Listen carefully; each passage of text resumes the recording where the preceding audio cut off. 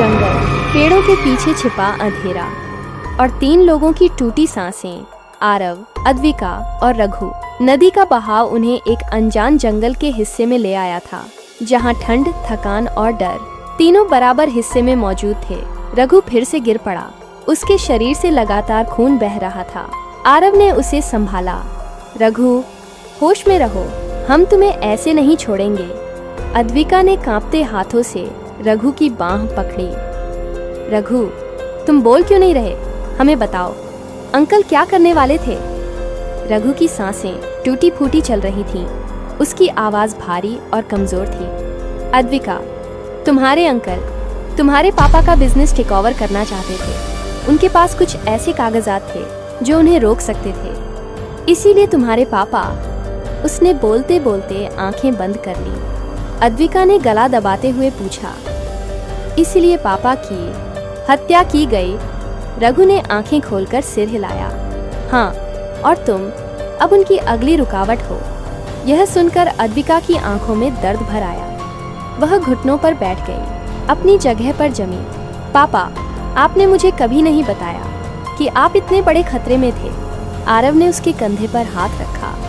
अद्विका, तुम अकेली नहीं हो, मैं हूँ। लेकिन इसी पल जंगल की हवा जैसे रुक गई। टहनियों के हिलने का एक पैटर्न बदला। अब वह चुपके से आ रही चाल लग रही थी। आरव ने तुरंत चुप रहने का इशारा किया। तीनों ने सांस रोक ली। कुछ ही सेकंड में पेड़ों के पीछे 2 टॉर्च की रोशनी दिखाई दी, फिर तीसरी। वो यहीं आसपास हैं। एक भारी आवाज गूंज उठी, काम खत्म करो, जिंदा न बचने पाए। किसी ने पीछे से कहा। अद्विका ने डर में आरव के हाथ दबा दिए। रघु ने फुसफुसाकर कहा, भागो, मैं उन्हें रोकूंगा, तुम दोनों भागो। आरव ने गुस्से और दर्द से कहा, रघु नहीं, तुम पहले से घायल हो। रघु ने हल्का सा मुस्कुराया। अगर आज तुम दोनों बच गए तो मेरी मौत भी काम आ जाएगी, और अगर तुम पकड़े गए तो मेरा जीना बेकार जाएगा। अद्विका की आंखें भर आईं। रघु, ऐसा मत बोलो। रघु ने अपनी जेब से मोबाइल निकाला। अद्विका, तुम्हारे पापा का एक वीडियो मैसेज है जो मैंने छिपा कर रखा था। अद्विका का दिल एकदम तेज धड़कने लगा। वीडियो? पापा का? रघु ने मोबाइल उसके हाथ में थमाया। उन्होंने अपनी मौत से एक दिन पहले ये रिकॉर्ड किया था। इसे सुरक्षित उठा ले जाना, दुनिया को सच दिखाना। अद्विका की उंगलियां कांप रही थीं। उसने मोबाइल सीने से लगा लिया। मैं इसे बचाऊंगी। पापा का सच सबके सामने आएगा। इसी पल गोलियों की आवाज गूंजी। धाएं, धाएं। आरव ने फौरन अद्विका को पीछे किया। वे पास आ रहे हैं। अद्विका, हमें अभी निकलना होगा। रघु खड़ा होने की कोशिश करता है। उसका खून जमीन पर गिर रहा है। भागो, मैं पीछे से आऊंगा। जाओ। आरव ने अद्विका का हाथ पकड़ा और दोनों गहरे जंगल की ओर दौड़ पड़े। रघु उसी जगह खड़ा गहरी सांस लेकर खुद को संभाल रहा था। जंगल में दौड़ते हुए अद्विका की आंखों में आंसू बह रहे थे। आरव, रघु मर जाएगा। आरव ने दौड़ते दौड़ते कहा, अभी हम कोई और जान नहीं खो सकते। रघु मजबूत है।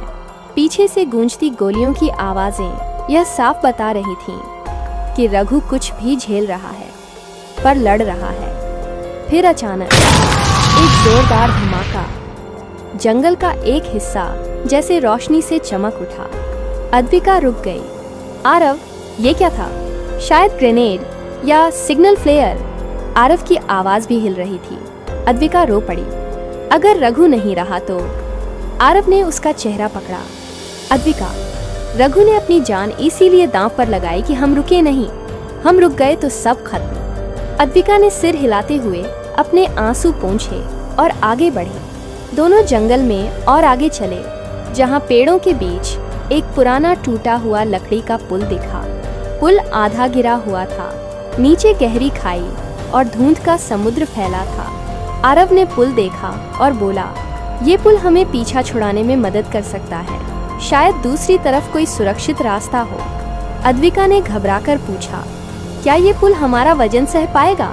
आरव ने उसका हाथ कसकर पकड़ा। अगर हम धीरे चलें तो शायद।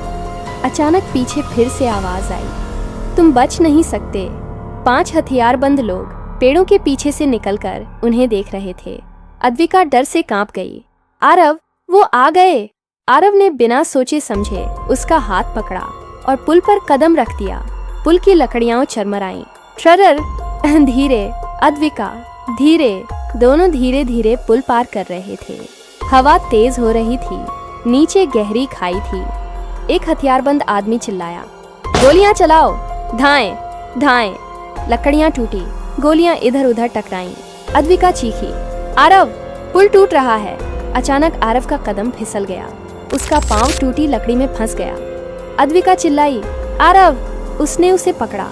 उसके हाथ कांप रहे थे। नीचे मौत फैली थी और पीछे से गोलियां चल रही थी। आरव ने अद्विका की आंखों में देखते हुए कहा, अगर मैं गिर जाऊं तो तुम रुकना मत, आगे बढ़ जाना। अद्विका चीख पड़ी, मैं तुम्हें छोड़कर कहीं नहीं जाऊंगी।